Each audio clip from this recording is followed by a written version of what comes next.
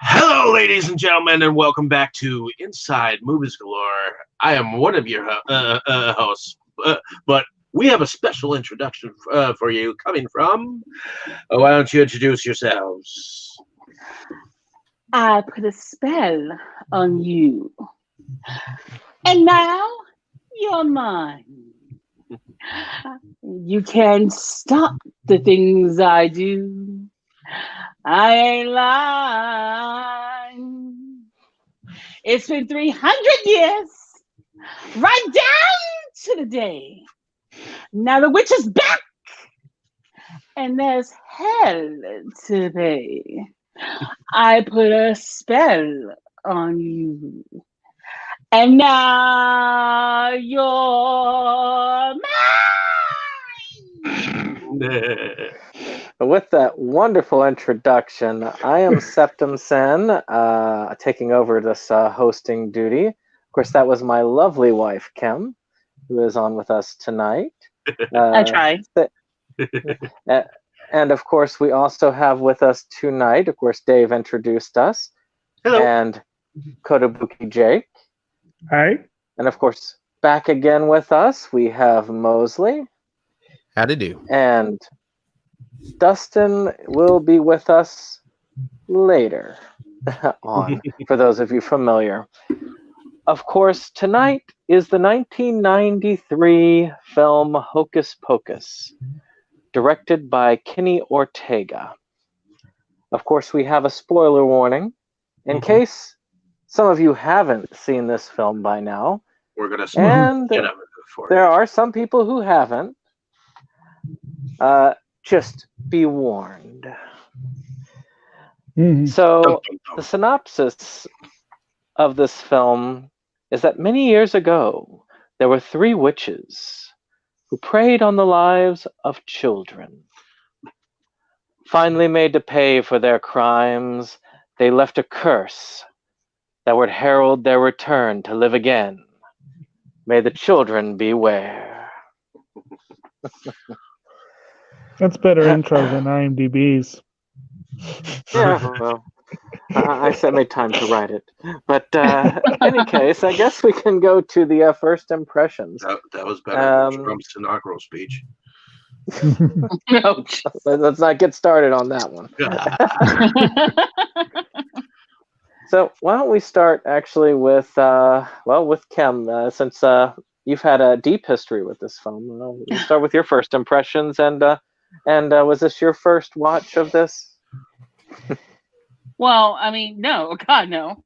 I saw this movie when I was obviously in middle school, because 1993, I was just turning 12, and I can't remember if we saw it on video, if I saw it on TV on the Disney Channel, but I was a kid, and it feels like it's one of those movies that's kind of always been there. You know, I owned it on DVD many years later. At one point, I think I owned it on VHS, and now we have it on Blu-ray. And I'm not telling my age, but I'm just saying that for the last 25-ish years, it has been in my life. So every Halloween, I have to watch it. And even in between Halloweens, I gotta watch it again. And it's kind of crazy when I was like watching the videos of the 3 main characters, the 3 main kids, and they're all grown up and they're in their late 30s, early 40s. And I was like, oh my God, I was the same age as those kids all those years ago, and now they're old as hell. And I'm like, oh my God. I love this movie. It actually has nostalgia for when Disney Channel allowed cussing and references to sex and drinking and other things that you could never have today. So, we were a lot more sturdy as children back 25, 30 years ago than the kids these days. Okay, well, Dave, since you usually don't get to go first, why don't we start with, why don't we move on to your first impressions of the film? I'm pretty sure this wasn't your first watch. No, it was definitely not my first watch. I remember seeing this on, I swear to God, Nick Nick Jr. or something like that. Before it was that part of the Disney Channel or A different company. okay? I swear Yeah, I saw this. Nickelodeon is separate from Disney. Yeah, because I remember seeing this like alongside Are You Afraid of the Dark? Like either before or after, along with this a movie called The Mommy Market or something like that. In between like The Adventures of Pete and Pete and like Are You Afraid of the Dark or whatever, and then it went to the Disney Channel. It like flipped back and forth from what I remember, and I really enjoyed it at the time. Rewatching it, I had some nostalgia, but I realized, that it was geared towards teenagers, and I feel the geared towards teenness of the movie now, but I still like the film. I still like some of the characters, and there was definitely still some cheese for me to enjoy this film. So and every time I watch a movie, I always seem to whenever I watch it with my fiance, always, and I've said this before, we always say cat or something like that, because there's always a cat anywhere. It's like there's nothing that cannot show a cat somewhere in a movie. Well, we do need more kitties, you know. Well, actually, Mosley, why don't you So do y'all do let us that as know? a drinking game? Cat drinking game. Every time you see a cat. Every time you see pussy. But in any case, Mosley, was this your first time watching this particular film? Oh, no. I used to watch it a lot with my little brother, and I'm pretty sure I caught it on the same stuff that David was talking. I think it was ABC Family was the other place that. Oh, yeah, that's right. That makes sense. That makes sense. That Yeah. They're kind of known by Disney now. Yeah. And it's just one you'd see a lot, you know. I definitely didn't catch it initially. I was like 5 or 6 or something like that, and I was probably just watching actual scary movies at the time. But I used to see a lot of the Disney Channel stuff with my brother because he was big into it. So it's definitely one I have like childhood nostalgia for. I think kind of definitely I would agree with David. I didn't notice like all the virgin talk when I was younger because I don't think it really registered to me. Definitely as an adult, there's some jokes you could take out of this or little subtleties that I noticed for the first time this time through that maybe didn't occur to me as a kid. And that makes it a lot of fun. I'd probably put it right there with like, you know, the Addams Family and Ernest Scared Stupid and like Monster Squad for being really fun kid or even Halloween movies, you know, or even Nothing But Trouble somewhere in there. Yeah, On top of this oldies later, I guess. For a moment, I thought you said like Halloween, you know. For kids. So, Jake, was this your first time seeing this film? No, but I am coming from it from a very different perspective, it sounds like, than everyone else. Because I'm pretty sure when this movie was on TV in the 90s, I probably caught bits and pieces of it. But I really don't think I ever watched it back then. And I know I didn't see it after that. I'm pretty sure the first time I actually sat and watched it, probably you guys showed it to me, and it was probably not more than 2 or 3 years ago. I can't remember when. Maybe there have been a couple of times. I can't remember if y'all do a yearly Halloween tradition. Yeah, probably one of our Halloween parties that we've had. Yeah, so it's possible I've seen it more than once before now, but it's definitely recent. It's not one I grew up with. Although, Kim, you definitely reminded me of my age, because the little girl, Thora Birch, is almost exactly a year younger than me. So it's like, I think she's the same age as us, actually, Jacob. she's pretty close. March of '82, according to IMDb. So it's pretty Close enough. Well, she's closer in age to me than you. Yes, closer to you than me. Yes, but older than me, and I thought she was well endowed in the movie. Come on, close enough for to be too close for comfort in some ways. Because it's too like close for comfort. I'm older than she is. Too close for comfort, man. She went on to be the girl that tried to have the impure relations with Kevin Spacey in American Beauty. No. Well, no. That was his daughter. Are you sure? His daughter in the movie. Yeah. The other girl was older than Thora Birch. God, see, because I was like, I read that right now, and I was like, God damn it. Just sort of. That movie was just creepy. But she was. Okay, I lost my. What's that? She was in a somewhat funny film that I remember watching called The Purple People Eater back in the day. Well, she was in a lot back in the day. She started in commercials in the '80s, and also the year after this, I think she played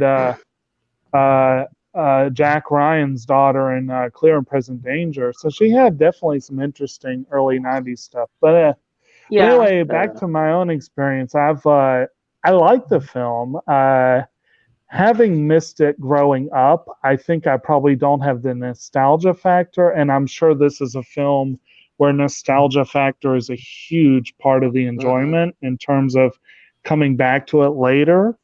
But that having been so coming to it as an adult, parts of it are very cheesy, and it's definitely a mixed bag of things that are aimed at a younger crowd, but surprisingly some really dark stuff too. I mean, the movie basically starts with the witches stealing the soul of a little girl. I mean, it's pretty dark for a Disney production. Oh yeah. And there are some other things as well. As I have a feeling, I could be wrong, but I suspect this film probably has the record for the most uses of the word virgin in any Disney production. I could, they liked using that word. Right. But it actually reminded me of an Ollie G sketch I saw where he was interviewing a quote virgin. But anyway, that was a whole thing. So Dustin's here. All right. Just anyway, I guess that's probably it for my intro. So let's pass it on to Dustin then. I was gonna say, just in time for your first impressions of the movie. Was this your first watch of Hocus Pocus?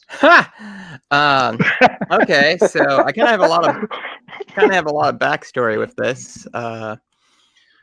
Hopefully, I don't sound too crazy. I'm trying to adjust my mic a little bit here because I sound like I'm shouting directly into my ears. It kind of hurts.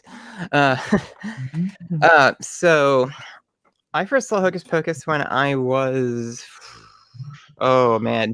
maybe 5 or 6. Like, I think my little brother had either not been born yet or was like an infant. So that would have been 94 through 95. So I remember I saw it on VHS. My neighbor's daughter worked at, I don't know what exactly it was called. It was some like video rental place. And she brought it over to babysit me once. And we just never returned the tape. So we basically liked it so much that we stole it from a video store. And tomorrow you will get a letter in the mail. Very angry letter. Well, whoever owned that place has probably been dead for 20 years. So. Right, probably. Yeah, that $950,000 library fine, right? What you don't know is that they're listening to the show right now. I know, if anybody of import is somehow listening, hi. This movie was written by Nick Garris. It was awesome. Great work on Critters too. But anyway, Ortega, Dustin, as from what? Newsies. Yep. It was a Kenny Ortega film. I didn't realize that until last night. Oh, I didn't realize that either. He did that film the year before this film was filmed. So Yeah, Newsies. Yeah, One of what my has favorite it- musicals of all time, by the way. Just let you know. Yeah, Very what has it different McGarris done? films. So I bring McGarris up because I follow him on Twitter, and apparently somebody pretty much just What ripped off the happened? cover of Hocus Pocus to make some like Republican propaganda, and it was pretty gross. Oh my god. What happened? Yeah. Well, he didn't somebody- favor it, so I shared it in our pre-show chat, but basically somebody drew like Nancy Pelosi and some other DNC leadership as like the witches. Oh my of course they God. did. Yeah, Yeah, it was Of dumb. course they pretty bad. did. So Which is But, hilarious that they did that, because most of the people who would like Hocus Pocus would not be Donald Trump fans, but whatever. yeah, people who like fun and joy. No enjoy offense, this David. movie. well. Any case, I'll go I to mean, it my just first reminds me- impression. It just reminds me of that episode of Monk with Yeah. the Santa Claus shooting. It's like we were in the car and he was talking about how much he hated joy and Christmas, and then he went on that roof and shot Santa Claus. It's like, I never saw Monk, so I don't maybe know what you're maybe talking don't tell about. the story like that. No, I know which episode you're talking about. It's this Never whole, saw it's this whole ridiculous thing. But yeah, I really enjoyed this movie. I used to watch it a lot when I was little. And seeing it again for the first time in, I think, 20 years, like last year when the Fancy Steelbook came out, like it still held up. And Yeah. whoever designed like this DVD, this Blu-ray, like did a great job. It's like so much of this movie is so quotable, and it has like one of those typically obnoxious like trivia tracks as an extra. However, somebody had a lot of fun with it. Like there were memes on there. It was nuts. I love how the witches are exactly like the Three Stooges. In a sense, yes, they are Yes. about as bright. My two best friends and I from college, we quoted this movie a lot in college, and we still quote it to this day. We're all in our 30s, and we're like, we will send random ass text messages throughout the year. Amok, and just do that. It hurts. And after this movie, I believe Just firm a stone. and after this movie, I believe Disney came out with Halloween Town, Halloween Town 2, Teen Witches 2. I don't know if that was immediately after, but yeah, all the fun like witch involving things. Even Well, Buffy not the to- Vampire Slayer, I see. the original movie, came out somewhere in between. No. Buffy the No, Vampire that was Slayer 80. movie, That was late 1992. 80s, wasn't it? No, Yeah. 1992. I remember that shit. Yeah. Sorry. I Well, cursed. one thing that they did spin almost directly off of this that I enjoyed back in the day, but I would probably cringe if I were to try and watch it now. I understand they recycled the cat as Salem in Sabrina the Teenage Witch, Oh and boy. Salem Nice. was the best part of that show. Yeah, I was he gonna really bring him was. up to I that, actually too. wanted a black cat named Salem, and my mom was Right? like, "We don't do cats. You're allergic, remember?" Okay. Well, we got 3 of them now. Well, my Excellent. black cat might have been named Salem if I hadn't named him for Preacher the moment I saw him, because it was just too perfect. Well, spoiler alert. I also wanted a Jack Russell and name him Wishbone. Dang. That's the stuff. Showing my age there. Yeah. Speaking of showing age, Oh for right, my we kind of first blew the impression, for my first impression of this particular one, I actually have a similar experience to Jake, in a sense, because I was 14 when this originally came out, and I had apparently moved beyond it. So I never saw it until much later. I remember actually it was around the time I was dating Kim. Excuse me. And I had heard of the movie, but I had never actually seen it. So she showed it to me for the first time, probably, I believe, around the Halloween time of the first year we were dating, which, of course, shows her excellent taste. But I didn't actually see this with any of the nostalgia that many people have because, like I said, I never saw it in my youth. But still, even now, I felt like it was a very awesome film, eternally quotable. And when we had gone on our cruise just last year, it was just when they did the tribute concert to that for the Halloween party that they had on ship. They did it both years, actually. Really? It was just really cool. Well, the first year that they did it, Brandon put it up on YouTube, and we got copyright striked or whatever because shit happens, whatever. From Disney or CCR? I don't know, Brandon. Who striked it? Oh, they all strike them, I'm sure. Okay, whatever. It was a lot of songs, so it was a long video. Yeah, we did that, but we but did still it again. Up because they just claimed the money. Yeah, well, whatever.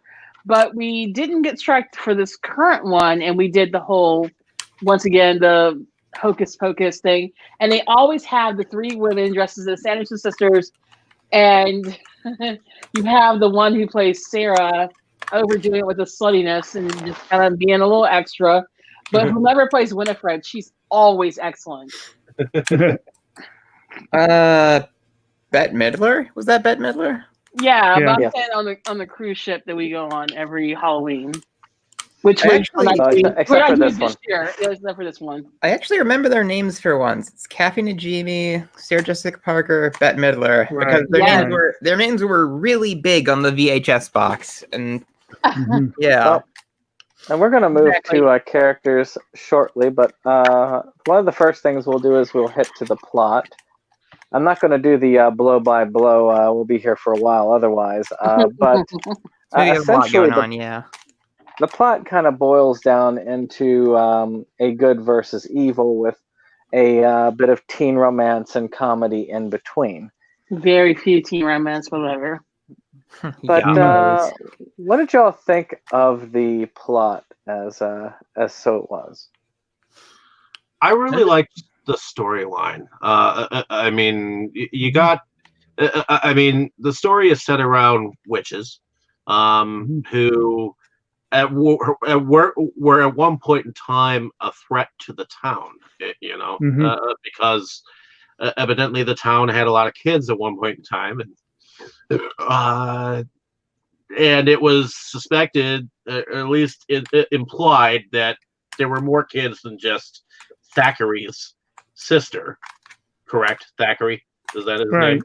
Yeah, that had been killed by the witches. Yeah, who was turned into the cat, and ultimately was kind of like the savior of the entire film. Besides Hamlet, and to me, I like the sense of oldness of the witch's house too. I liked the location that they chose. It's a hell of a set. Yeah, it definitely was. So, anyone else?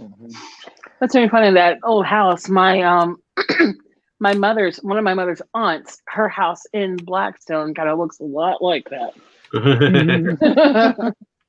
Well, I also like I kind of like the fact that they turned the house itself into a museum, because that had to gall the witches when they came back and said, "What have they done?"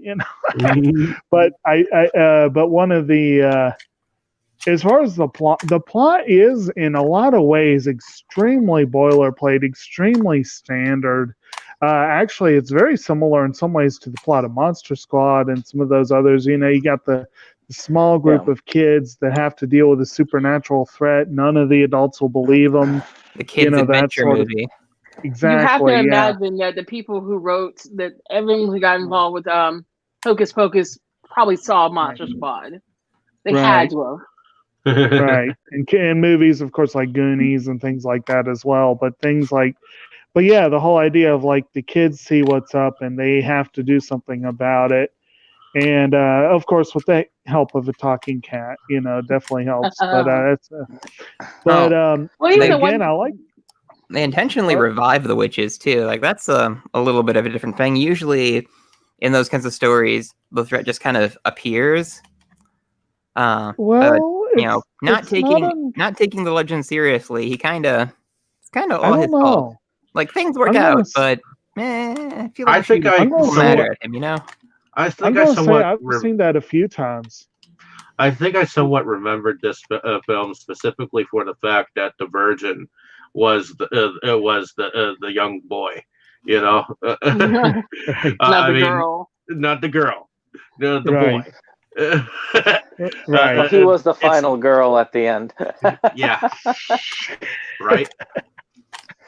Actually, that was if you think kind of a of, fun thing how they kept They- picking on him for that. I was going to Yeah. say they used the formula that goes along with Cabin in the Woods. They had the Mhm. harbinger, and Mhm. then somebody had to create the sin for the Mhm. evil to happen. Mhm. And when I originally looked at this film from the outside, I didn't expect the characters to be as evil as they turned out to be, which they were comedically evil, but they were still evil. And Yeah. I always thought that was an interesting thing of taking characters where Disney could have just made them into these bumbling kind of half evil critters, but no, they were full on bad guys. As you said, they killed a child at the very beginning of the movie. That takes some guts. Coming in 2022, Disney's remake of Hocus Pocus, where they tell it from the witch's side. What? You know that's going to happen. Actually, that's probably not going to happen because it was just announced 6 days ago that Hocus Pocus 2 is in development for Disney Plus. Yeah. Yeah, that's what I heard. Well, that's just as obvious, just as likely to happen. Yes. Yeah, one thing I like about just the whole thing of Hocus Pocus is that it has this really sassy marketing kind of thing. Yeah. Like you start to see Hocus Pocus stuff at like Target, and there's like a novelization for Hocus Pocus 2, which I guess the story already exists, and the tagline is "Witch Please." So, I mean, you go on Etsy. I hate to say it. Oh God, fucking Etsy. But like, you go on Etsy and you see all this stuff like the Sanderson, trio and stuff like that. And like, it really is everyone. This kind of like,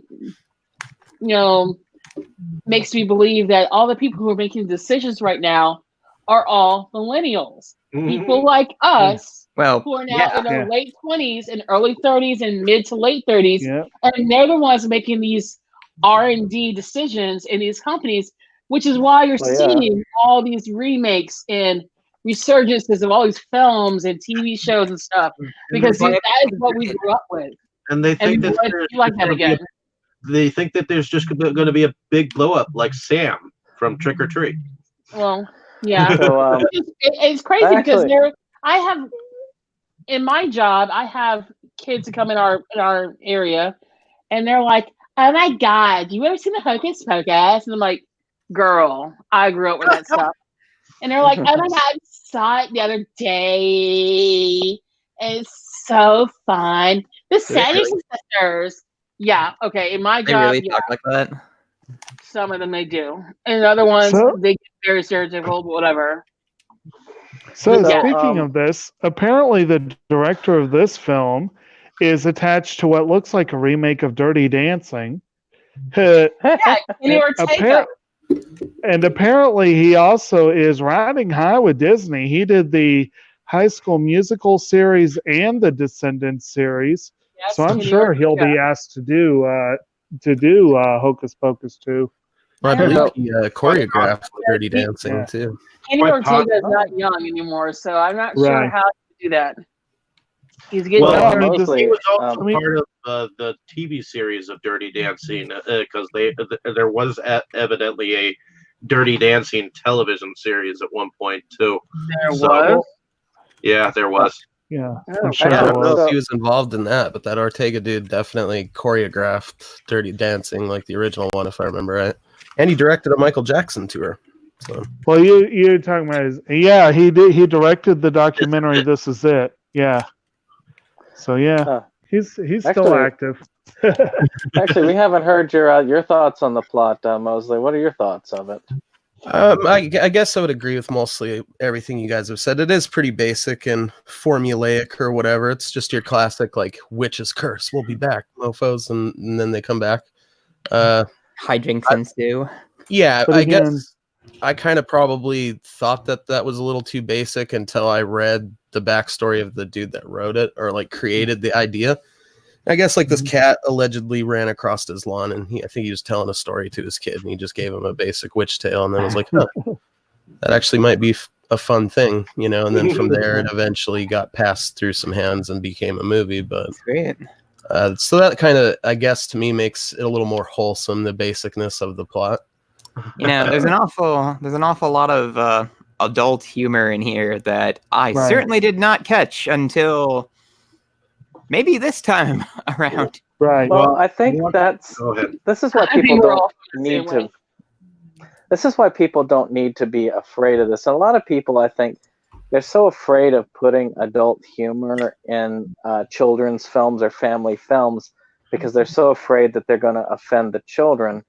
But it's not the children who are offended or even pick it up. I mean, Yeah, it goes right who over picked their head up most the of adult time. humor in the Goonies when they were a small child? Kind of goes back to Robert Fulgrim's It's- book, Everything I Needed to Learn, I Learned in Kindergarten. But you pick that stuff up later, and then you can come back and you see some extra layers to the film. It really helps bring a staying power to a I film. mean, there were a couple lines in that film that I didn't figure out until I was like well into my 20s or 30s. Like the whole part where the bus driver, he's like, when they're like, we were quiet children. He's like, it might take me a couple tries, I can be that good. Right. That was exactly what I was going to bring up. I didn't get that until I was an adult. I was like, oh, okay. What is this? Some Black River that we're stepping on? As a child, I didn't get some of that humor. It's like, you know what, that humor, because when we were kids, some of us, that humor was not there for the kids, but for the adults who were dragged to that film by their goddamn children. Come on, Sked. Actually, you'd hate me in the morning. No, I wouldn't. And the sister. Oh yeah, No, you but would. actually, that does mention a good point with the Black River thing. There was briefly a little bit of fish out of water stuff because they've been gone for 300 years, and I thought they could have played right.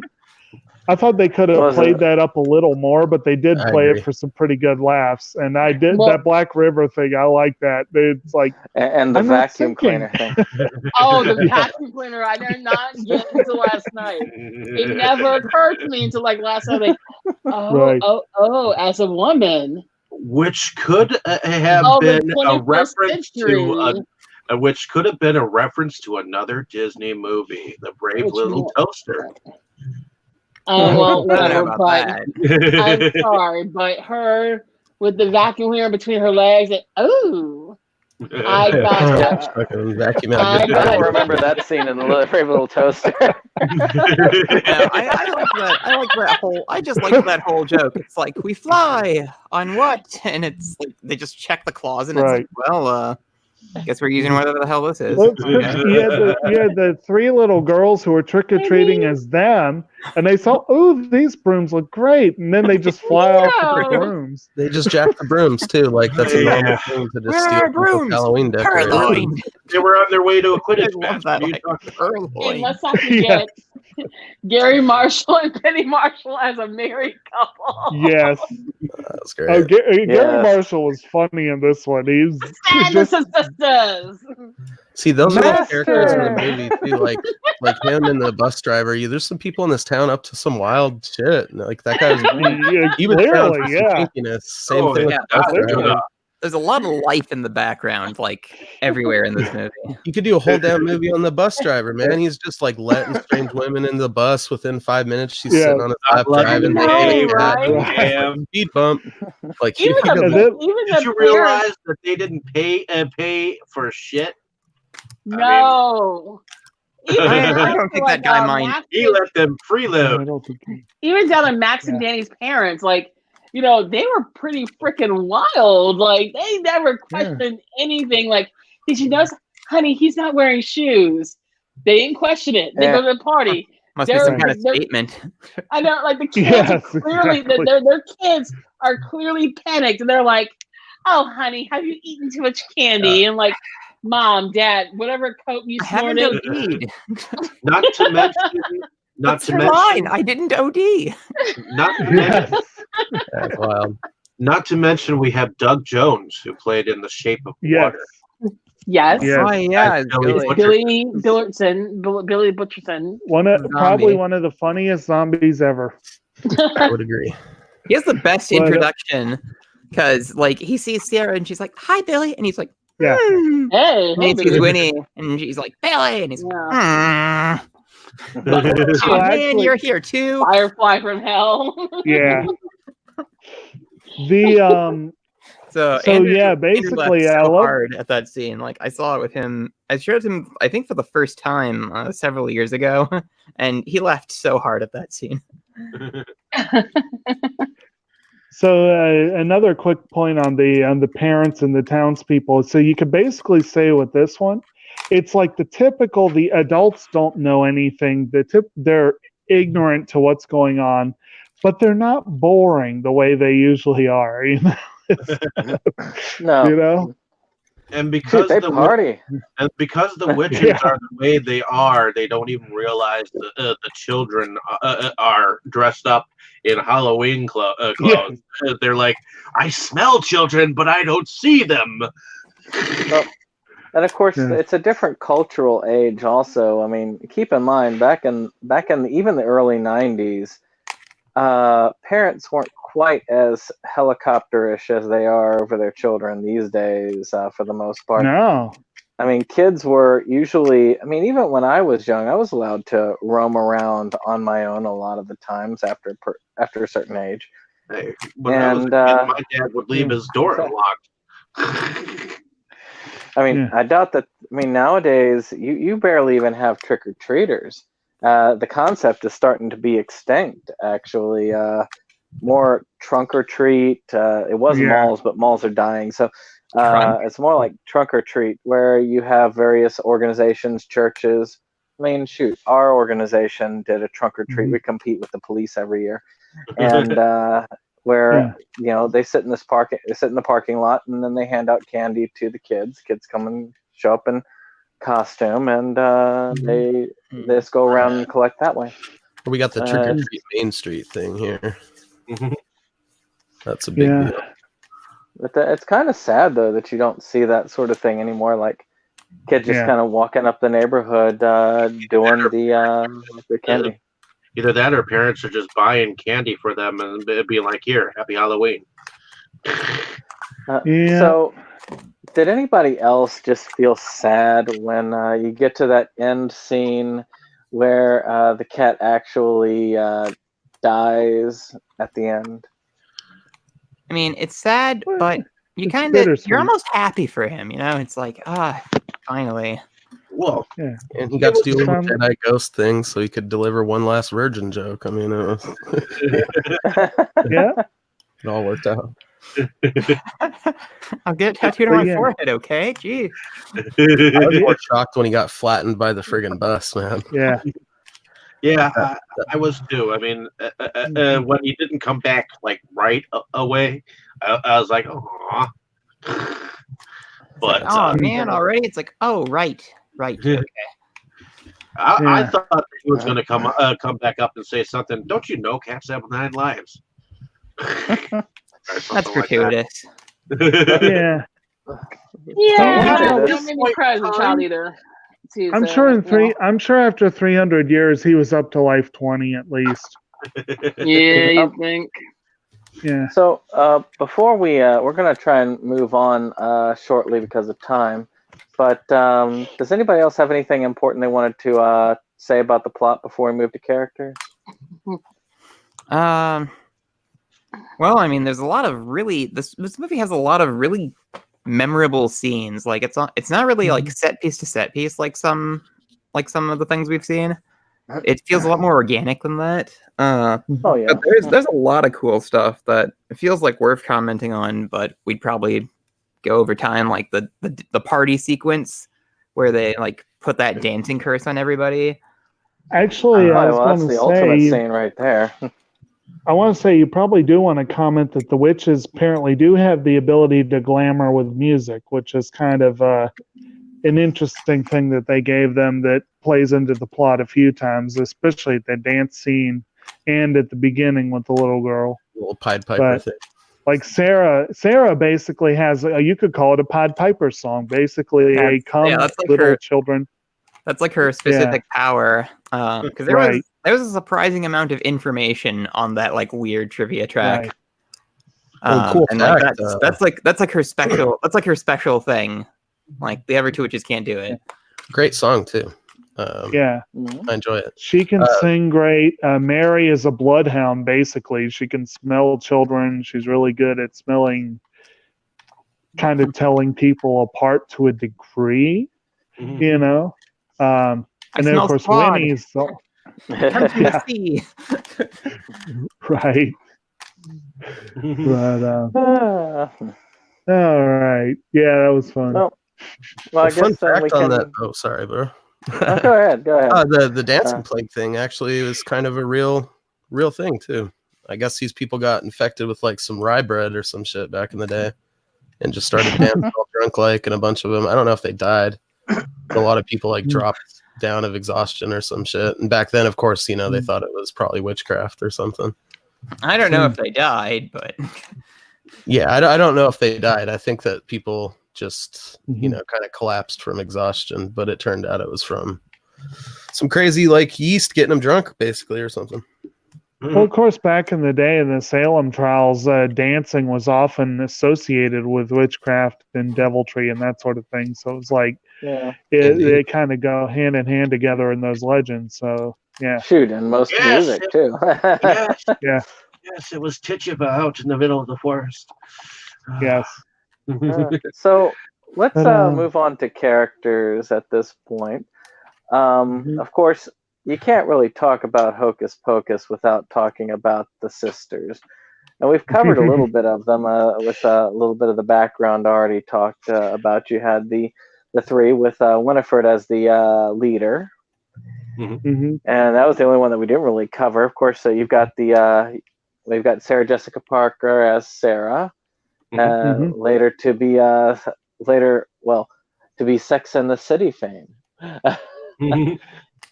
And of course, she was Sex in the Coven here.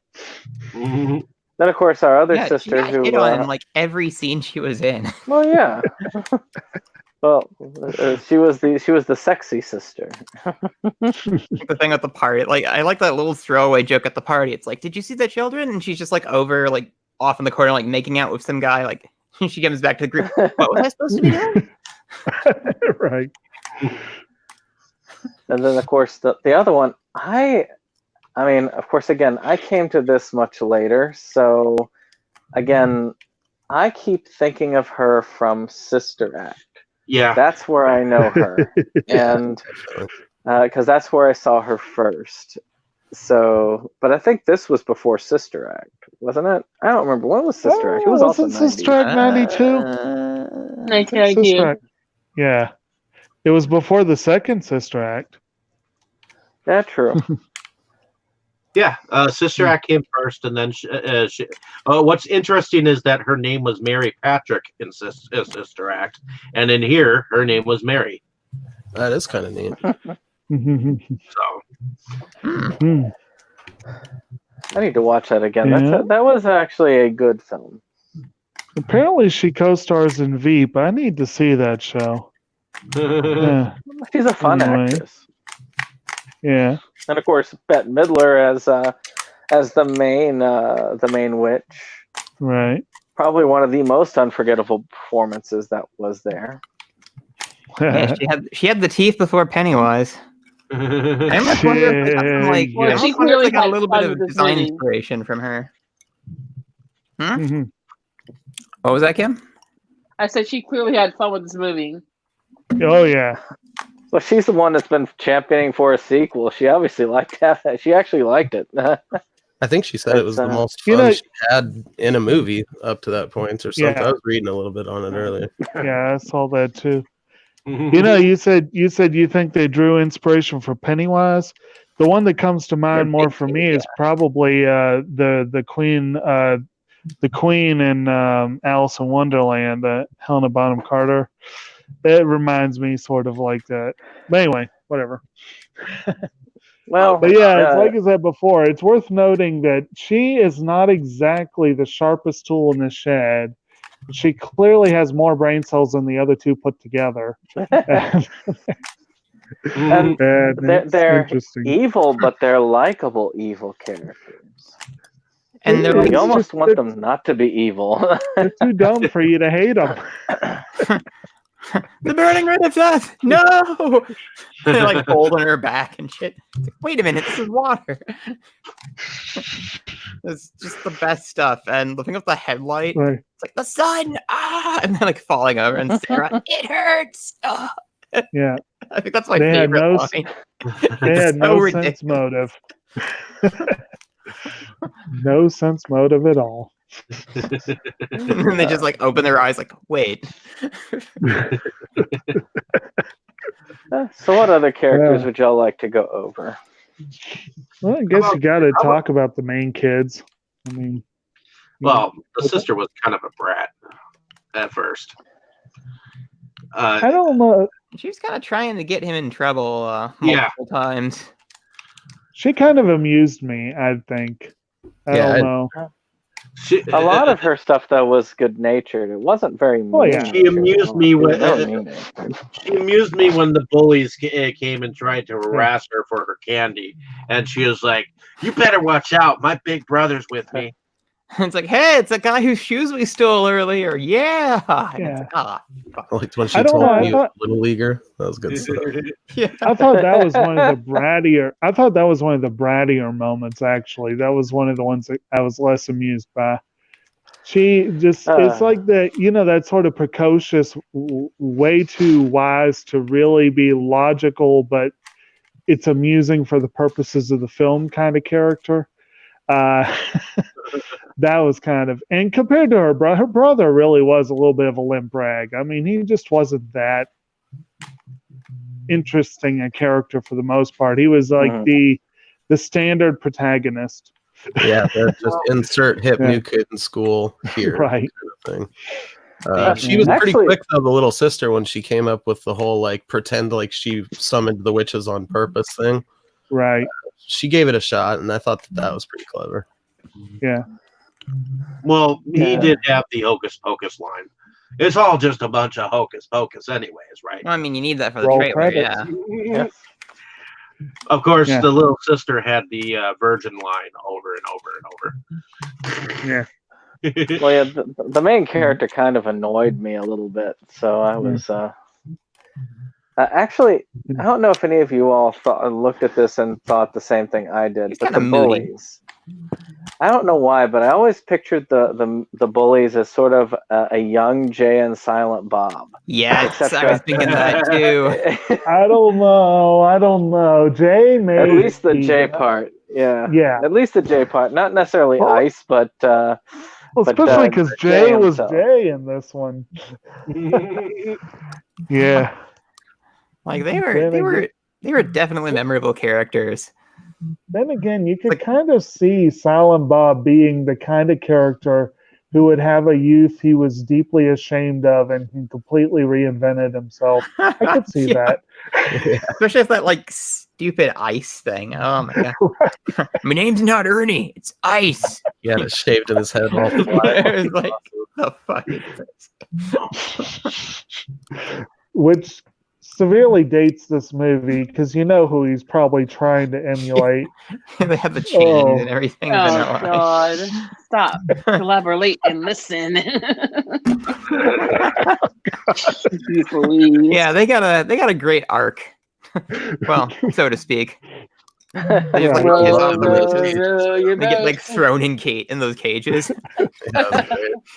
Right.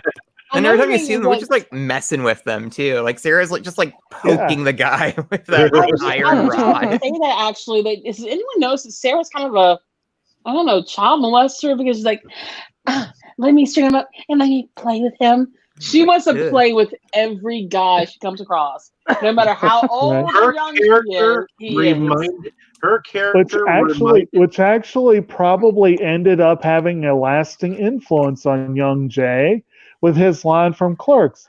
I hit this bit, I hit that one, I hit everything that moves. I know. Sarah kind of had like a. I feel like if Sarah was 21st century, 20th century kind of person, that she would probably be the school teacher that slept with her male teenage student. But Probably, I'm just yeah. saying, you know. I didn't get that as a child. Let me play with them. Like, okay, so she's just like taunting him, teasing him. But then as an adult, I'm like, oh. She reminded Sarah Jessica Parker. Well, she is like poking the guy in the cage with a pitchfork. So I have to say that I mean, we do get to see her doing what we assume she's talking about and just having a great time. Well, Sarah, you know, that guy. So yeah, I endorse it. She was any kind of any school district. Dave, you were saying something? Yeah, I was saying that I feel like she's kind of a Carol Kane character. In here, you know, like from Scrooge. Just a little bit. Although Carol Kane was a little bit more violent in her role. Right. You could see the two of them. You could see the two of them painting the town together, though. Well, in their little bios, it says that her father was the village idiot, so that's why she's kind of, you know. She had like more of an innocence to her too, I think. Than that other one, the Sister Act lady's talking about Shiska babies and shit. Like she's trying to eat kids straight up, not even just their souls. You know. Supposedly her dad was a dog. So as the only female voice in this show tonight, I will say that Sanderson sisters are probably some of the most feminist witches we have ever seen, because one, they care about, well, quote unquote sisterhood, whatever. Two, they see men as disposable and only things that they can use. And three, they don't want to have children because my biological imperative. No, they want to have children to further their own agendas. For food. Well, in a sense, don't they kind of have like a Elizabeth Bathory kind of a thing going about them? Yeah, in the blood of virgins kind of thing. Bathing themselves in virgin children. Except for the fact that the virgin didn't die. Well, they're them to stealing come the back souls of alive. children. I mean, yeah. I mean, I can see what Dave's saying, and I think I agree with him too. Well, and there was like a darker version of the movie, I think, previously before they tried to sell it to Amblin. I think it said. Oh, yeah, and it was a little bit more. Surprised. I wouldn't mind seeing what You put it pretty hard. You could put a pretty hard edge on this stuff. Like it already kind of pushes. It already kind of pushes the limits of like what's, just scary enough for young kids to handle. Well, I forget which one you mentioned it, but it definitely has like a lot of surprisingly dark little things that you could tell it's right on the edge of wanting to be a little more hard edged a lot of the time. I mean, even my cousin, when she was 6 years younger than me, so I was 12 years old when I saw it. She was 6, and she wasn't scared. And she was like, "Okay, well, what are you showing me? Can we watch Friday the 13th? Can we watch Nightmare on Elm Street? Okay, let's watch that." All right. She's like, "Ooh, can we watch Exorcist?" I'm like, "No, bitch, we're not watching that. We can watch anything else. We're not watching Exorcist." This mess did not scare her. So I don't know what sensitive ass children y'all were, but this shit did not scare me. 4-year-old Dustin's like, "Yeah, kill that guy, alien."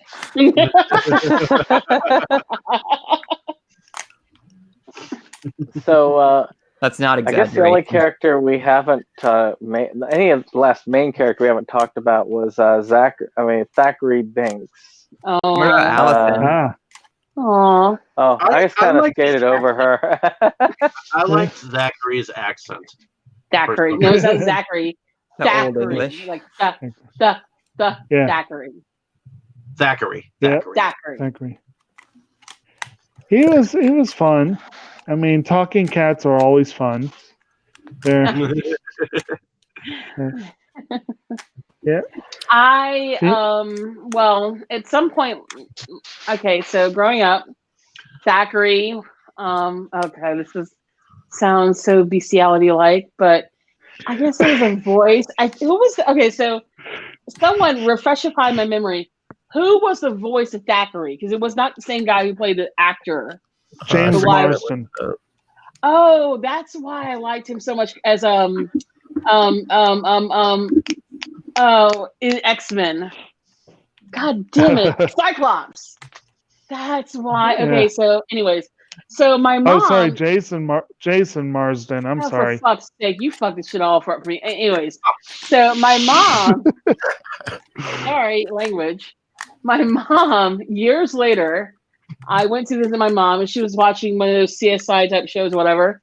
And so I read it last night, and she's like, "That boy on that show looked familiar, girl." I said, "What are you talking about? That blonde boy, the white boy?" And I'm like, "Which one, mama? The white one, the blonde one?" I said, "Okay, again, which one? The blonde one." And she points to him. I said, "Damn, he does look familiar." So I look him up. I said, "Oh my God, he's Thackeray Binks." And I said to Mama, "Mama, he's Thackeray Binks." She's like, "Who?" I said, "Mama, Hocus Pocus." Okay, girl, which one? And I explained to her. She's like, "Oh, that movie you used to watch it on Disney Channel." I'm like, "Yeah, Mama, yeah, that one." Oh, I knew I liked him for a reason. So even my crazy mama liked this movie for some whatever reason. But you're talking about the one that actually played him, right? Yeah, the one who actually played the live action version. Yeah. Sean Murray was that guy. Yeah, Sean Murray, exactly. I guess He's dude on- who played his dad is one of the Norwegian. So he starred on NCIS. Was that where she saw him? She watches all those shows. And Jag, yeah. They come on like USA on repeat. Right. So what did you say, Mosley? I heard something. Sorry about that, guys. I guess his dad, like the dude who played his dad in the movie, is one of the Norwegian helicopter guys in The Thing. Sweet. Oh, well, and the guy who played that blonde Jay, evidently he plays Luke or Captain Torrance Luke in Agents of S.H.I.E.L.D. Huh. Really? Okay. Yeah. Wow, he really cleaned it up. Something.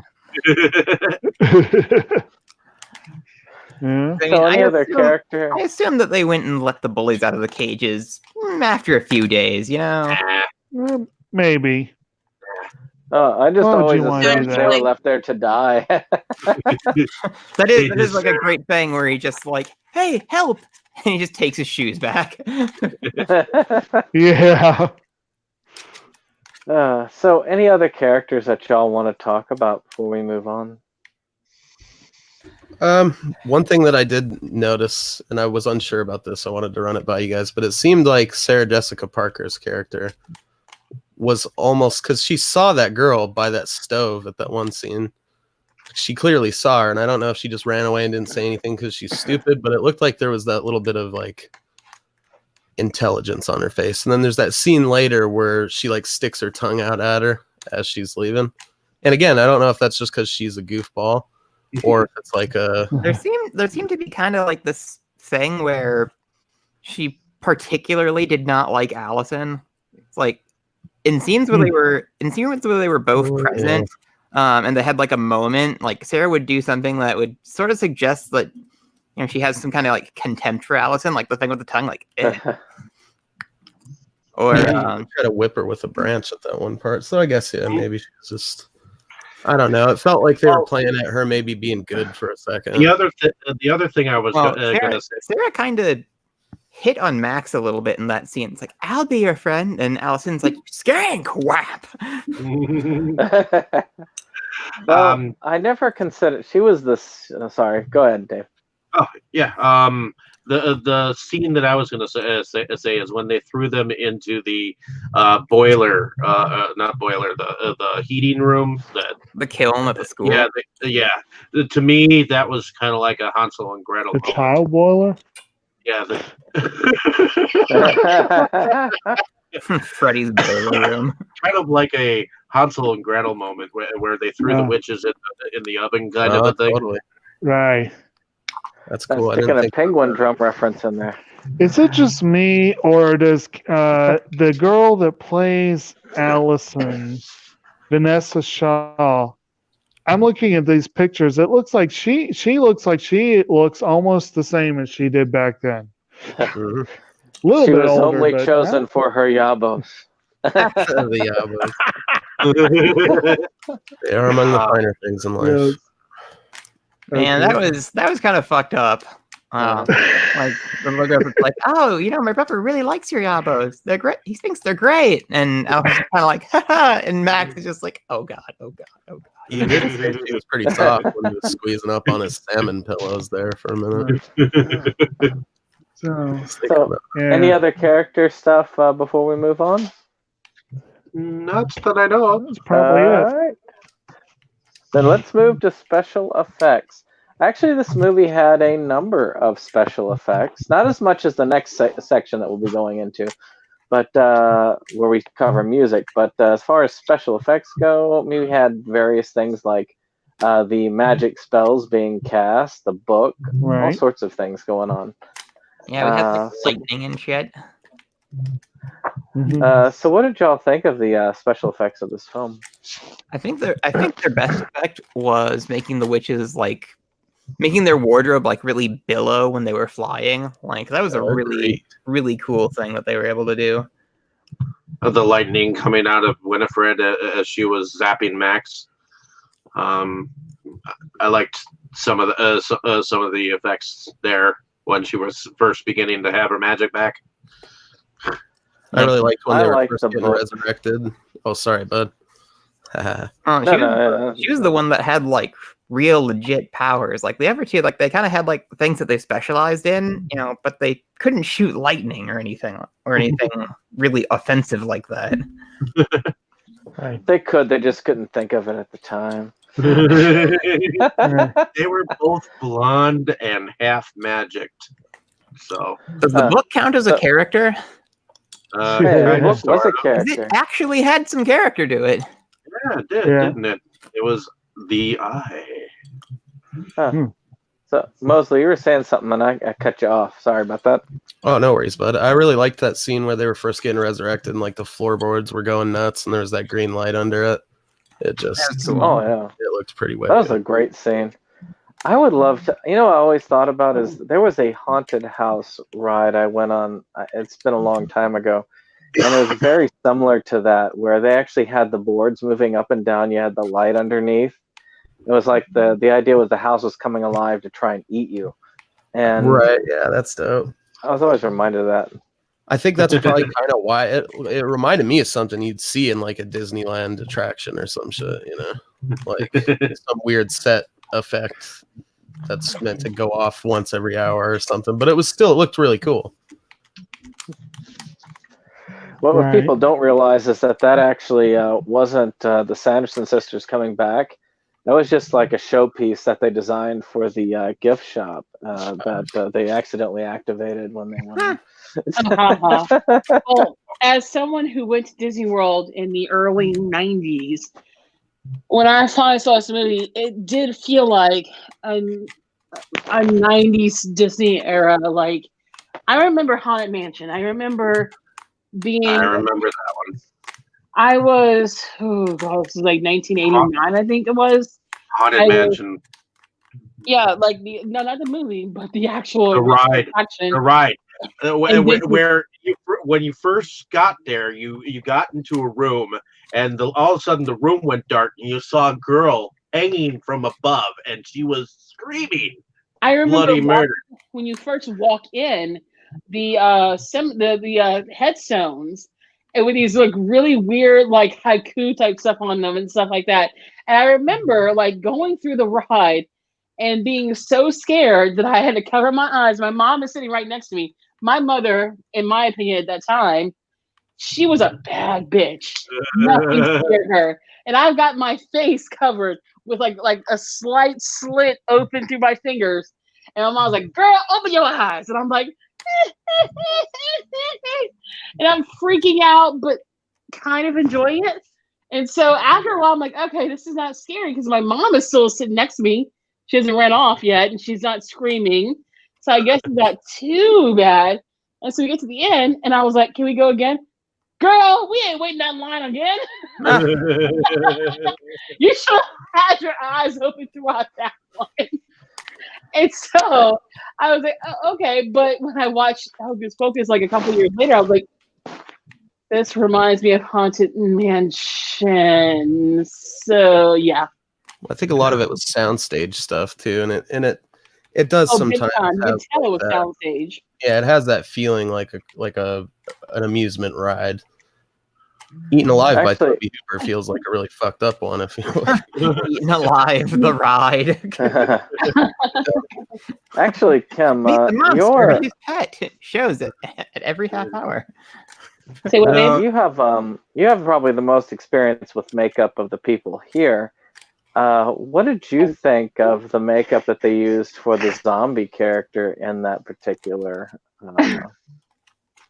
Hokey. I mean, obviously, it was meant to be comical and that he had aged. But if we're really going for, I mean, I like his hairdo. Yeah, his hairdo was kind of funny. He was a fun character. It didn't get to like be realistic for me until it got to the point where he was like cutting out the stitches. And I mean, as a kid, that was a little gruesome. Like, God damn. And he's cutting stitches off, and he starts breathing out all the dust and stuff. And Max is like, "Oh, don't breathe on me." Then it got to be they're like moths coming out of there too. Yeah. What'd they say? They like that she sewed his mouth shut so he couldn't talk about her after her death or something like that. Exactly. Because basically, like he cheated on her with Sarah. With Sarah. Yeah. And so Winifred like poisoned him, and sewed his mouth shut. Mm-hmm. And as soon as he opens his mouth, the first thing he does is curse her out. What?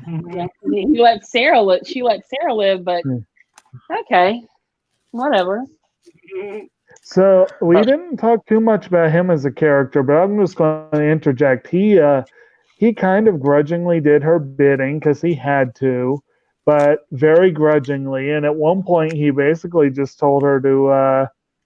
Go fly a broom, Yeah, you saw her. Buck tooth firefly from hell. Let's save that one. Teresa say that. Oh God, dude, no, the smell. What about the ending effect where they actually had Winifred turn to stone at the end? It was neat, but it seemed weird that it didn't happen to the other girls, and I don't know why. I think I figured it out on this watch because there was the thing with they can't go on hollowed ground. Yeah. Winifred fell off her broom and landed on the hollowed ground first. Yeah, that turned her to stone. She was sizzling. Did she turn into a matte painting first? Because that's the way it looked like. It wasn't the best effect. It was maybe the weakest effect in this movie. The other two just exploded in like flashes of light, didn't they? Which it was like sparklies, and I enjoyed it. Oh, they each had like a color. Twilight moment, wasn't it? So like Sarah explodes in the purple, Mary explodes in the red, to match like their capes and stuff, and Winifred was green. Mm-hmm. So basically, they had magicked themselves back for one night, and if they didn't achieve their goal, then with the crack of dawn, they would toast. Boom. Yeah, exactly. Yeah. That was the spell. Yeah. So, any other special effects that we all want to cover before going into music? Well, I don't know. Sorry. Go ahead. Sorry. Well, the awful motion capture for the poor cats. I mean, I'm sorry. I hate to bring this guy up, but like the talking kitty guy on YouTube, he is better at capturing his cat's open mouth than they were in this movie. They should have just had it voiced over with no moving mouth and just had a live cat that they used for everything other than obviously like when he died. Exactly. No, I thought that effect was okay. It was really like weird and jarring, but you didn't get too close of a look, I guess, for me to really nitpick it too much. They didn't linger on it. Yeah. I had read as well that they initially had made a more realistic look and that it was deemed potentially creepy. scary. Yeah, so they kind of toned it down a little. They used the Yeah. cat for reanimator. Yeah. Let's see. So Mosley, you had something else you wanted to cover? I don't know if it think- counts as a special effect, but I like the bit where they would like, because I never noticed it either watching it growing up, but they bite a piece of their tongue off to spit into the cauldron. Yeah. And I just I thought always said they were just spitting. yeah, I know. I just I don't know. Maybe it's like witch breath or something. But Actually, turns out, I caught that this time Yeah. for the first time when they said a piece of your tongue Yeah. and then bit Oh. down. And that just kind of made me wince for a moment when I saw it last night. Yeah. I was didn't like, notice that. Oh. well, it's clearly like a practical effect that they had to like time. And Bette Midler, there's one part where she Yeah. does it like solo, and she just pulls it off so smooth, like almost. I don't know. It almost reminded me of some pro wrestling shit or something awesome like that. So, I okay. I think that what reminded me of the Three Stooges the most out of these three is the fact that whenever they marched forward with that diagonal march, that's exactly Yeah. what the Three Stooges used to do. Yeah, I think you're right. Yeah. Another part on the interaction of them that I thought was kind of fun, I'll just mention, was when they did that big, the biting of the tongue was part of that big, fancy, elaborate spell that they had to brew, that they brewed at the beginning. And they were trying to do it again at the end, but when they started it, the kids had the book, so the witches were like, well, let's try it from memory. And Winifred's like, okay, I can't remember everything. I can't remember the recipe. And they're like, just try, you'll get it. And then so she starts trying to memorize it, and she gets it wrong. And then Sarah chimes in with the correct answer. And everyone just brushes her aside as no. Yeah, They can't keep be trying right. to come up with the answer. And she had the correct. But I liked before that the part where it was like Winnie's like, okay, so I was here working on this, and Mary, you were over here, and Sarah, you were in the back dancing idiotically, and she immediately starts doing that. It was, Well, yeah. So speaking of dancing idiotically, that's a good transition to music. Right. And music actually had a pretty hefty part to play in this film. Right. We had two main songs, of course, that kind of permeated the film, but we also had a lot of cool background music. So what was y'all's... we did talk a little bit about the Pied Piper song at the beginning of this that they kind of used. But what are y'all's thoughts otherwise? I thought the music was pretty good. Like everything fit into the scene it was used for, and like enhanced it, which is really the best you can ask for for music. So plus a couple of the like songs that they used really made those scenes like special. Like Right. that thing, and then when you get to hear more of I almost call it the Huntress Lullaby from Dead by Daylight, but Sarah's song, like that's this movie just had good music. I I kind of guess see the why. dude wrote it in like 2 weeks too, man. It was supposed to be some other dude that scored it, but he got obligated with something else, so some dude had to score it in like 2 weeks, and then the main guy came back in just to write Sarah's song or whatever. Well, See why Bette Midler likes this movie so much, and I mean it really is a Bette Midler like vehicle, especially with the the dance in City Hall where she's doing "I Put a Spell on You," and it's like that is such a quintessential Bette Midler song, and it wasn't really meant to be that. I'm just like, okay, Bette Midler singing that again. They put a whole new spin on CCR with that. And I like the part. I kind of like the part where Max comes up, desperate to tell the town that everything that's going on, and ends up accidentally playing MC for them. Yeah, that's great. He basically set them up to do their performance. And the band Yeah. like, hey man, great bid. Thanks. Yeah, exactly. Okay, y'all on stage now. Thank you. Bye. I guess in 2015, Bette Midler took the whole "I Put a Spell on You" like Hocus Pocus themed thing on tour. That's pretty neat. Oh yeah. Well, I mean that particular song is just iconic. I mean, of this series. I mean, though it wasn't made for the movie necessarily, it was made for this movie, so to speak. It was remade for the movie. Yeah, it's definitely remade for the movie. Anybody who's seen this movie multiple times will associate that song with this movie. It just kind of starts falling into place. Like, yeah, that's cool. It belongs right here. And actually, a side note on that, I don't know why, but I get random stuff in my head. Actually, this is an idea that I'm thinking about that we could do on the channel eventually. But I had this idea stuck in my head today of the great villain songs from movies. And I started looking them up, and I Put a Spell on You is on a lot of people's lists. Even though it wasn't original to the film, a lot of people consider that one of the great, villain songs. And I'm like, I can't really disagree with that. But well, how about the other music that they used throughout the film? I'm not as good on that. Usually it's Katie and Dustin that notice the soundtrack a lot more in the group. Oh, the score was really well. It was really well done because it added nice background and atmospheric music to the film. And you almost, in a way, you don't notice it, but if it were taken away, you'd be like, there's something missing from this film. Exactly.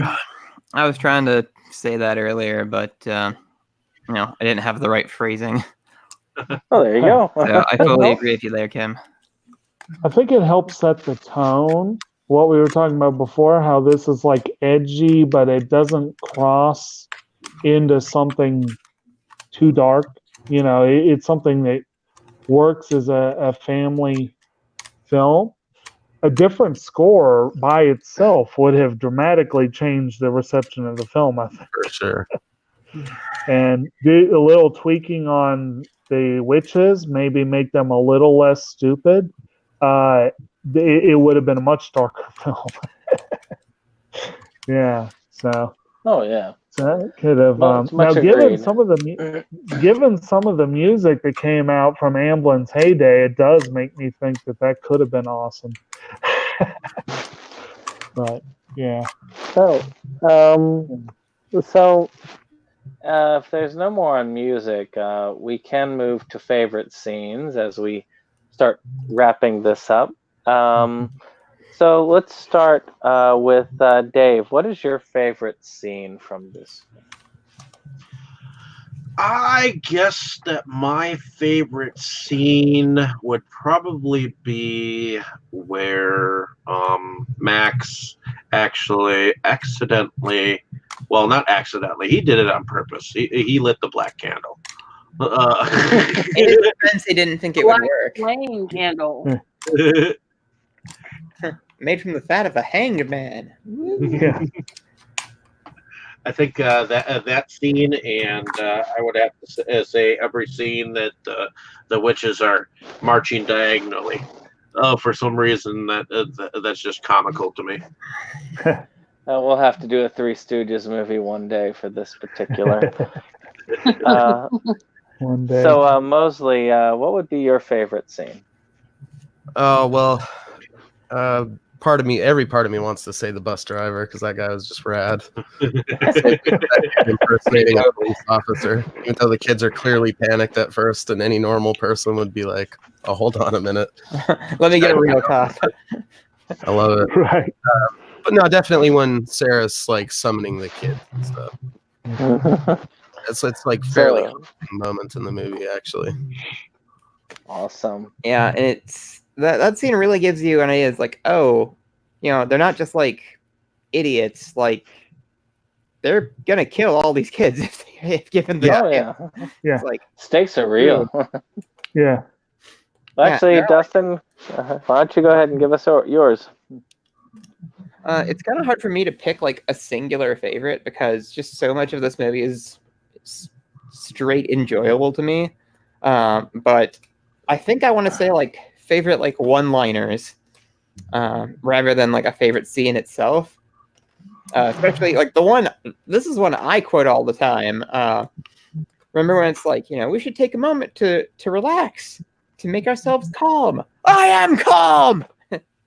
No, you're not. Right. I actually do that quite a bit. I am calm. So yeah. Well, I think for Kim, me, I think for me, like there's three scenes. One, the obvious one, the singing scene. I put a spell on you because I was a musical kind of kid, and of course I would love that. The second scene was the bus driver scene because as a kid it was funny and I didn't understand why it was funny, and then as an adult I was like, oh, I get that now. And the final scene, which no one has mentioned so far, is the Gary Marshall and Penny Marshall scenes. That's so awesome because they're like older, so it implies like he's down for some good old 70s swinger action right there. Exactly. He's like, honey, I've lost 2 pounds. And he does not give a crap. Right. It's just like, Ralph, sick him. Like, all right, that's enough. Like, even as a kid, I get the hell out of here. From watching TV and reading stuff, I knew that they were related, but like I was like, are they married? Are they brother sister? What's going on here? I wasn't really sure how the two of them were related, which made the scene even funnier when I was a kid. So that's definitely one of my favorite scenes.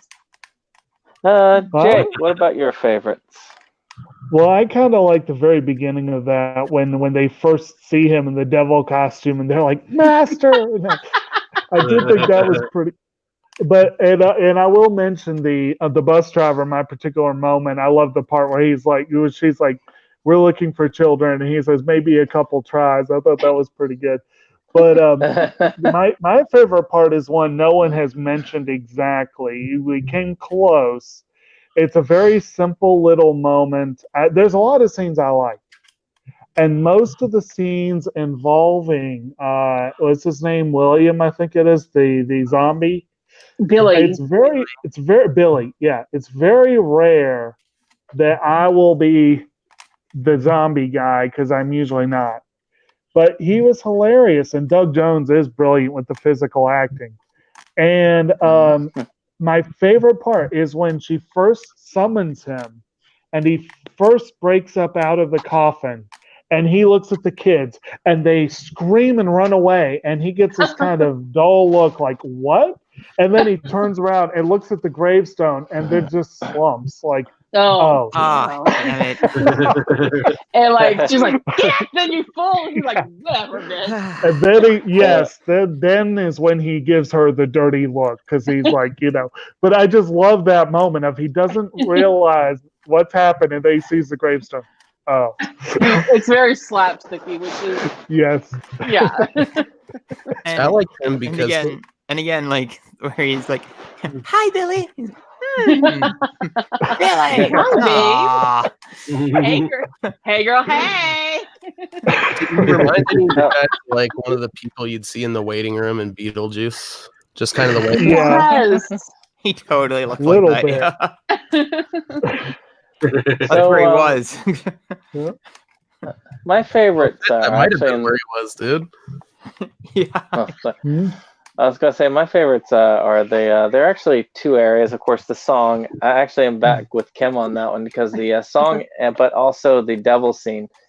But there was another reason why I liked the scene with the with them, and they're like, Master. For a moment, at the beginning, I thought, well, maybe he is the devil, just in the present, and this is how he's living his life. Babe. And that was my first thought with it, and it's still, That would it have been pretty amuses me fucking cool. because that just the thought and the concept just amused me so much, and in a way you could say that it might have been in that sense. Even as a until the child, I end didn't of think that. that shit. So I just thought that, and I thought it just amused me in that sense. Well, So it wouldn't be the first time you've seen a domestic scene with Satan where he is not the one that wears the pants in the family. I mean, this is the South Park movie, oh gosh, What you trying to say, Jacob? Favorite Satans for sure. But so before we wrap up, I thought about there, of course, any additional things that you wanted to mention before we wrapped up. And I also have one more question for you all after that. But were there any additional things not covered in what we have done so far that you all would like to throw out? Facts, figures, tax information, all that stuff.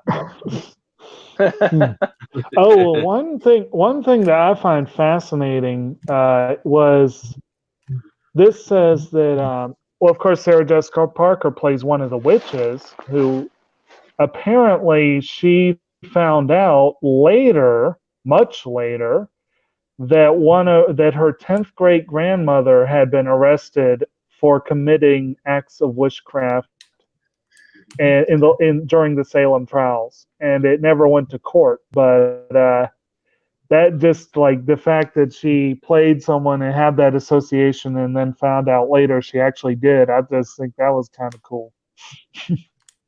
That is super interesting, actually. Yeah. Any other things? There was something that really surprised me. Just kind of. So I had a pretty long, difficult day at school today.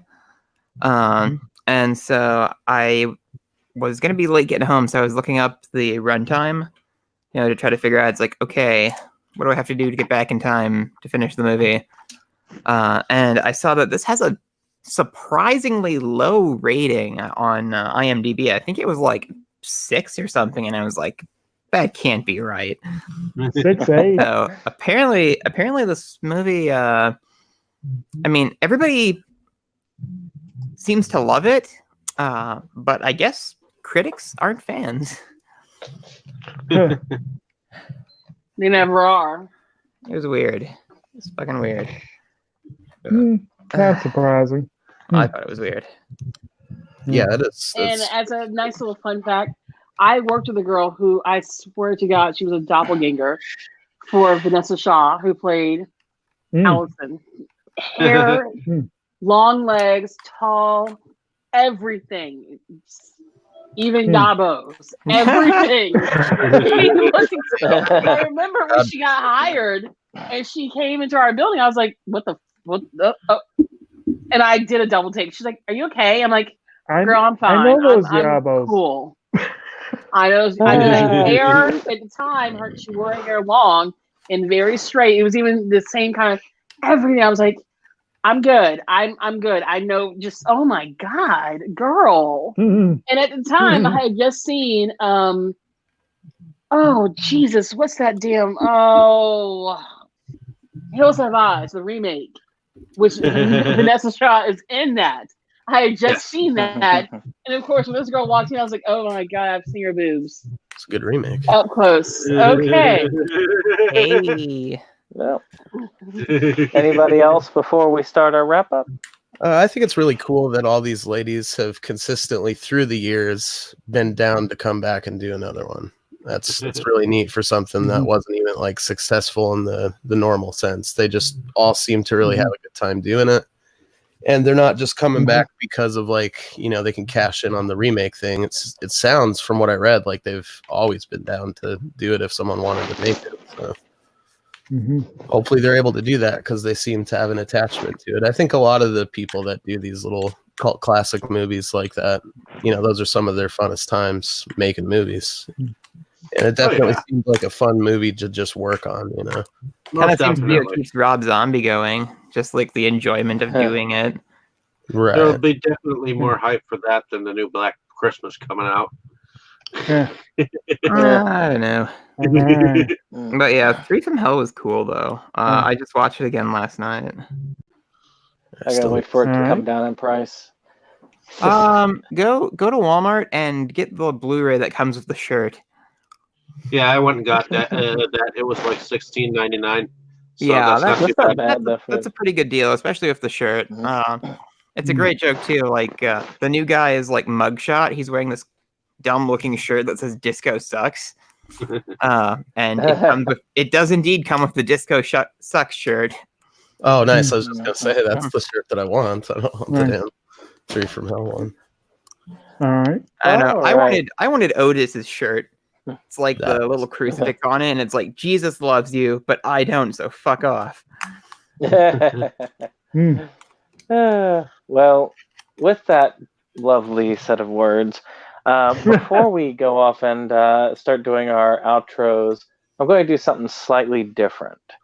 Last year around this time, we covered a couple of classic films, and one of our former members here had brought up multiple times that nostalgia does not mean good. Matter of fact, nostalgia can make a film that is terrible look good in the eyes of others. I believe these examples were Scrooged and National Lampoon's Christmas Vacation were two of the big films that were covered in that. On that topic.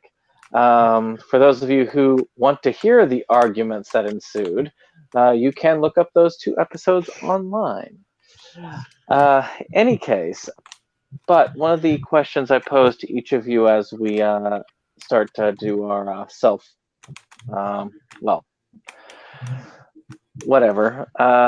is this. Do you feel that the nostalgia meets the present quality of the film? So with that being said, actually I lead off with Kim. Of course, after the question, just tell us a little bit about yourself and anything you'd like to throw out there. Well, first of all, I'm Kim, Septum Sen, otherwise known as Brandon, his wife. And occasionally I do pop on here on occasion.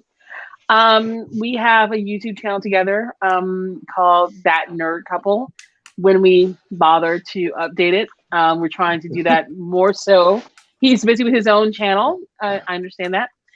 I'm starting my own channel coming up soon, hopefully this weekend or next, called Kim Creates Stuff. And it will be all kind of girly, nerdy stuff involving, stationery and bullet journal and art and other stuff. But we shall see in whatever direction that channel takes me. But as far as what was the question again? Do you feel that the nostalgia for the film is justified for the quality of the film today? Yes. The version we saw last night. We just had to have one more virgin joke. Squeeze it in there just like the movie. We got the Steelbook version that was Blu-ray. And I remember thinking to myself, like, oh my God, this is actually kind of good because this movie came out 26 years ago. And it holds up because it's not supposed to be a Marvel film. Hi, Disney, but it's not supposed to be something that you see in the theaters and think, oh my God, it's Captain America, it's Thor, it's Iron Man. It's a goddamn kids movie that if it came out today, it would be a lot more sanitized, it would be a lot less vulgar, and it would be more ridiculed. Say what? It would be more ridiculed in this day and age. Exactly. It would be no adult jokes, first of all. It would probably have some damn pop star singing a theme song for it. I mean, it wouldn't be the way it is that we all grew up with. Some of us, sorry, Dustin. Maybe Mosley, I don't know you like that. It would be more like a Blue's Clues episode. Exactly. I remember a couple years ago they remade. God damn it! I'm so pissed about this. By the way, because Adventures in Babysitting is one of my most favorite '80s films to this day, and they remade it for Disney Channel with the bad girl from the remake of Boy Meets World. I didn't know they did. Oh, they did. I found out about this recently when I was looking through the Disney Plus lineup. I said, wait a minute, Adventures in Babysitting. What's this? And I looked it up. I said, oh my God, are you kidding me right now? And it just listening to the synopsis and watching the trailer, it was so sanitized because I remember in the original, they said the F word. And I was like, yeah, if they remade Hocus Pocus today, it would be just like that. And I'm so glad that it was made in 1993 and not 2019. I hope they never remake it. And as much as I probably would not mind a sequel, I hope they don't do it. So you gotta wonder what the sequel is going to be like. Yeah, because everyone that was involved in the original, with the exception, I think, of the dad, like Kathy and Jeannie, Bette Midler, obviously, Jessica Parker, they're all alive. Omri Katz is a hairdresser. He's a stylist in LA now. Vanessa Shaw, she's still working, as we know, in Hollywood, as is Thora Birch. Doug Jones, we all know, is still acting and doing special effects stuff. So everyone could come back, but I don't really want them to remake this or to do a sequel. Just please don't. Don't ruin my childhood. Okay. And thank you for coming on with us tonight, Kim. It was great to have you with us. Most definitely. You're welcome. It's been a while. Yeah, thanks. It was nice to meet you. Nice to meet you Yeah, too, it's always Mo. good to have you on. You're welcome, babe. I'll Yep. see you in a few minutes, okay? All right. Well, Mr. Crypt of Horrors, or Dustin. Do what now? Right. Your answer to the question, and of course your spiel. Well, we got quite long-winded. What question? Oh, the thing about nostalgia. Oh no, this movie was fine. Like, it had been so long since I had seen it that the nostalgia effect was kind of diminished, and it was like, this still holds up pretty well. And I don't think it really clouded my judgment too much. And I guess kind of speaking back to not all philosophy is good. Not all philosophical exercises are good philosophical exercises. So I kind of challenge the premise that our friend put forward.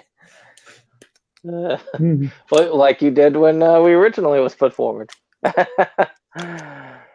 tell us about yourself.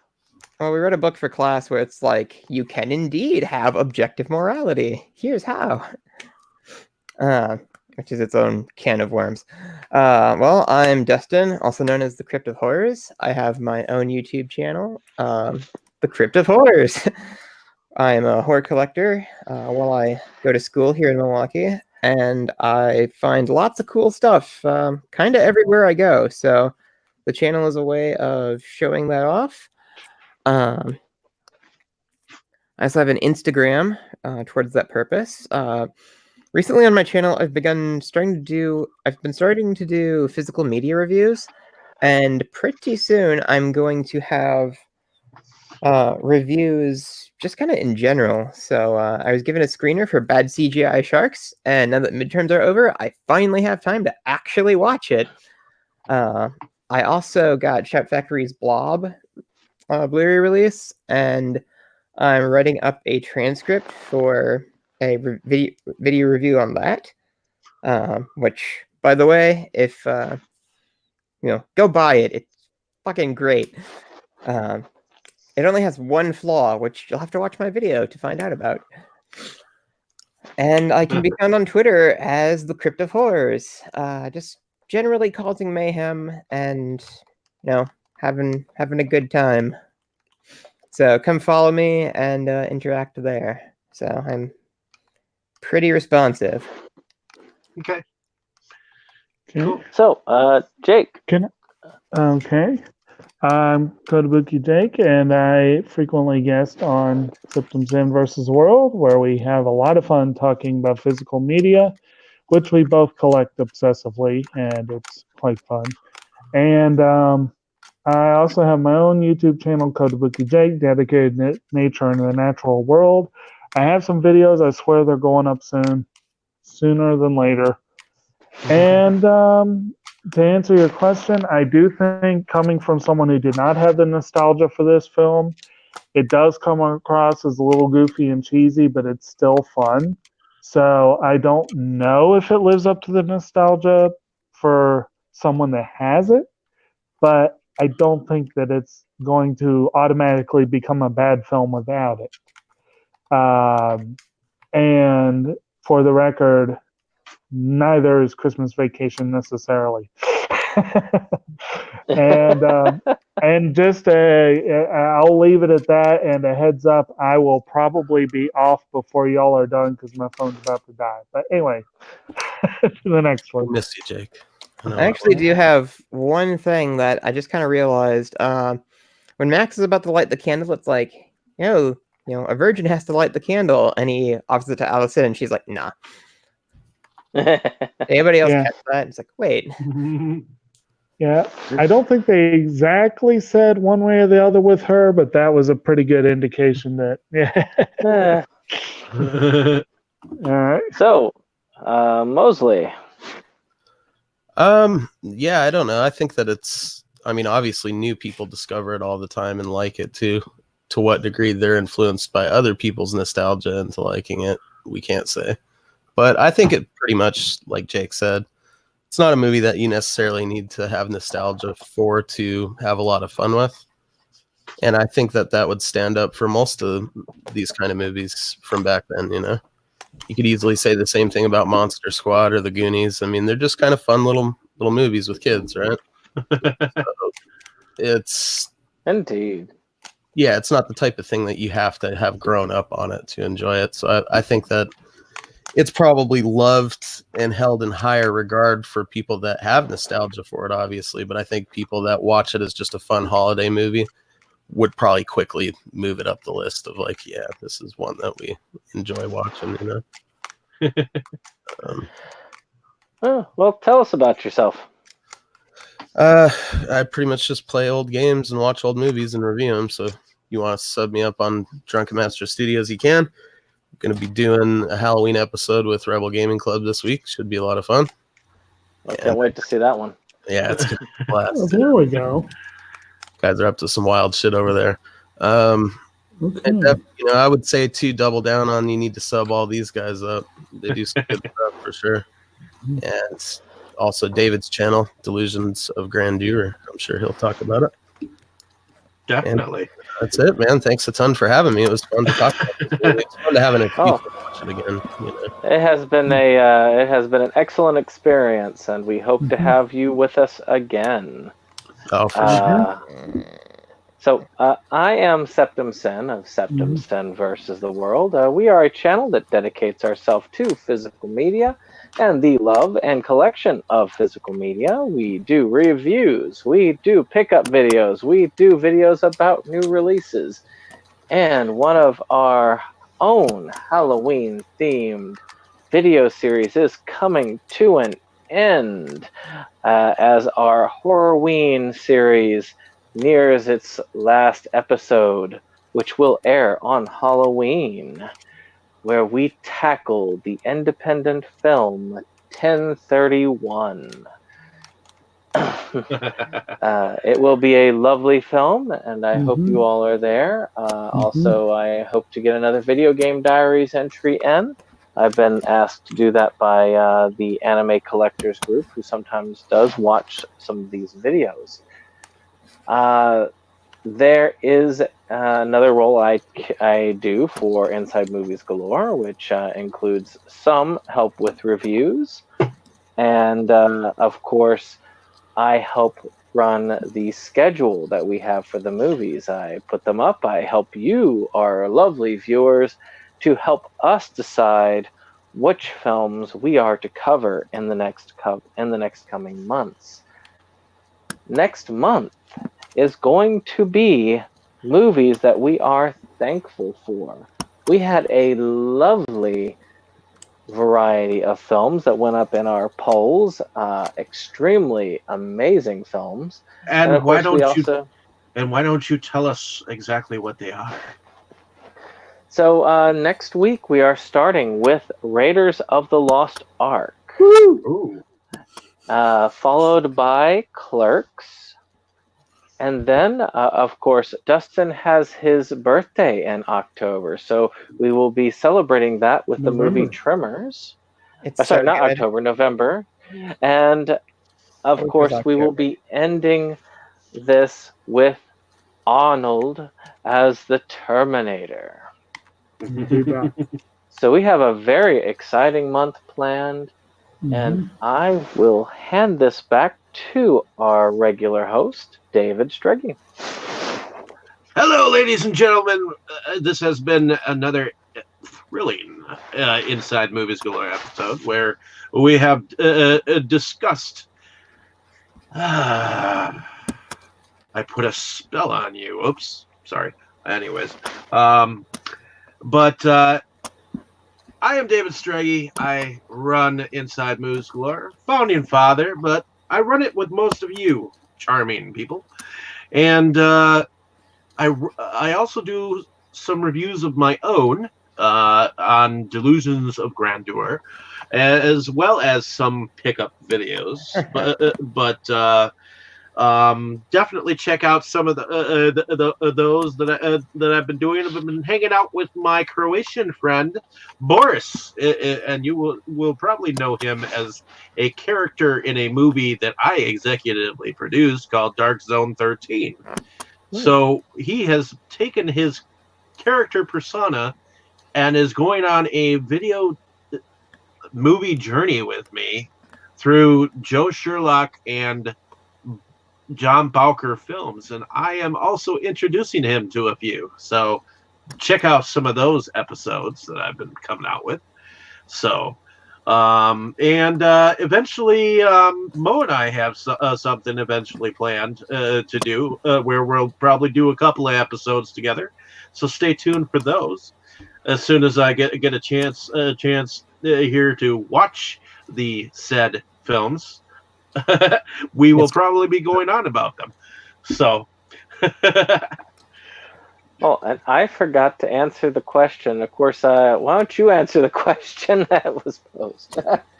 Well, as far as nostalgia goes for this film, I think it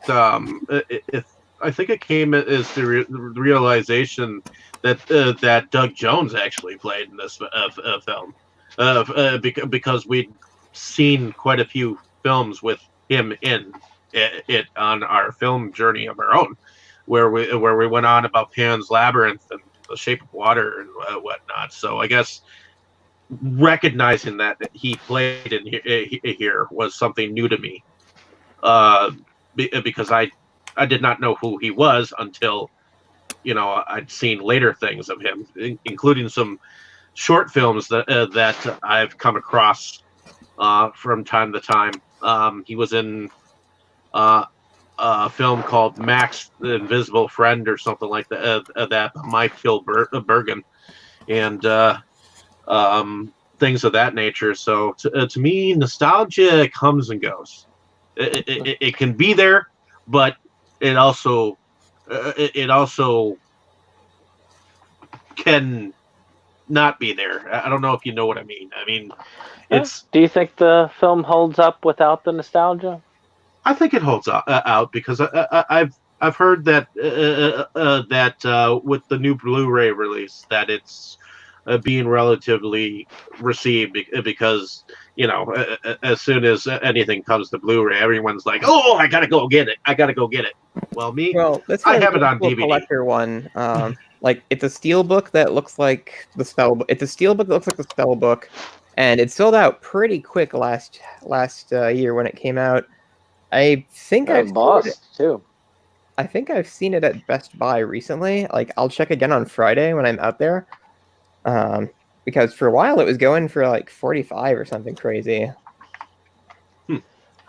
Good film to have. It is a surprisingly bare release though. Like there isn't a commentary. Like there's a handful of there's like one featurette, and then there's that like trivia track thing, which honestly is the best version of that kind of feature I've ever seen. So, and those jokes are so good.